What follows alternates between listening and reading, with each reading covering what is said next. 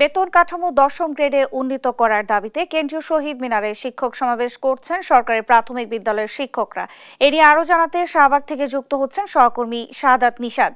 নিশাদ, শিক্ষকদের আন্দোলনের সব পরিস্থিতি কি দেখছেন, কি বলছেন তারা?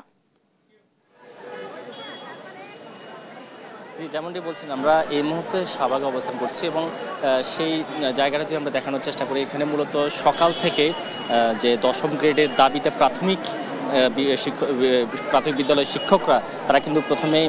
যে শহীদ মিনারে সেখানে তারা আন্দোলনে সমবেত হয়েছে এবং তারপরে তারা সেখানে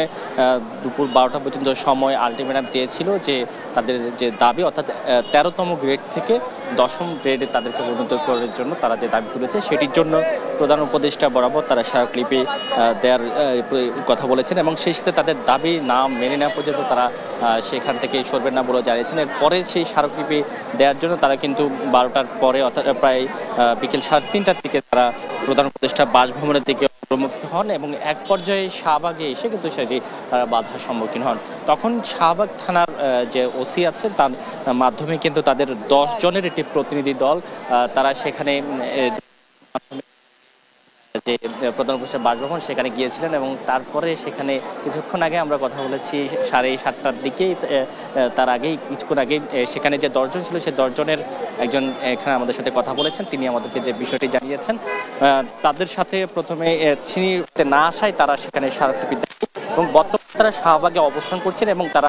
রাস্তা অবরোধ করছেন এবং জানিয়েছেন যতক্ষণ না তাদের দাবি মানা হবে ততক্ষণ পর্যন্ত তারা শাহবাগে অবস্থান করবেন এবং সেই প্রেক্ষিতে কিন্তু আমরা বর্তমানে দেখছি যে শাহবাগে এখন পর্যন্ত তারা অবস্থান করছেন এবং তাদের দাবিতে তারা অটুট রয়েছেন এবং একই সাথে অপরপক্ষে কিন্তু যে শাহবাগ থানা থেকে শুরু করে পুলিশের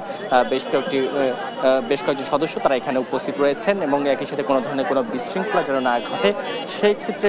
পুলিশের প্রায় 50-এর অধিক সদস্য এখানে উপস্থিত রয়েছেন এবং সেই সাথে শাহবাগ থানা সেখানে রয়েছেন। তো আইনশৃঙ্খলা বাহিনীর সদস্যরাও চেষ্টা করছেন তাদেরকে সরে দেওয়ার জন্য যেন যে সড়কটি রয়েছে সেটি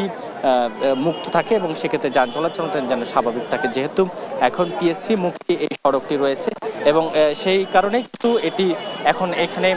যে শিক্ষক যারা রয়েছেন তাদেরকে সরিয়ে দেওয়ার জন্য বলা হচ্ছে, কিন্তু তারা কিন্তু এইখানে এখন অবস্থান করছে। অর্থাৎ 2021 সাল থেকে তাদের যে আন্দোলনটা চলছে সেই আন্দোলনের কোনো ফল তারা না পাওয়ার কারণে অর্থাৎ জিনিসপত্রের দাম ঊর্ধ্বগতির কারণে কিন্তু তারা তাদের এই দাবিটা কিন্তু বারবার তুলেছেন। অর্থাৎ যে 13তম গ্রেড তারা পাচ্ছেন সেই গ্রেডে তারা মাত্র 11,000 টাকা বেতন পাচ্ছেন, তো সেই ক্ষেত্রে 10তম গ্রেডটা নিয়ে আসা হলে তারা 17,000 টাকা বেতন পাবেন, এমন কথা আমরা তাদের থেকে শুনেছি এবং অচিরে তাদের দাবি মানানোর জন্য তারা কিন্তু এখানে অবস্থান করবেন বলে আমাদেরকে জানিয়েছেন। তো এই ছিল শাহবাগে প্রাথমিক বিদ্যালয়ের শিক্ষকদের আন্দোলন থেকে আমার কাছে থাকা সবশেষ খবর। নিশাদ, আপনাকে ধন্যবাদ। দর্শক, শাহবাগ থেকে আমাদের সঙ্গে যুক্ত হয়েছিলেন সহকর্মী শাহাদাত নিশাদ।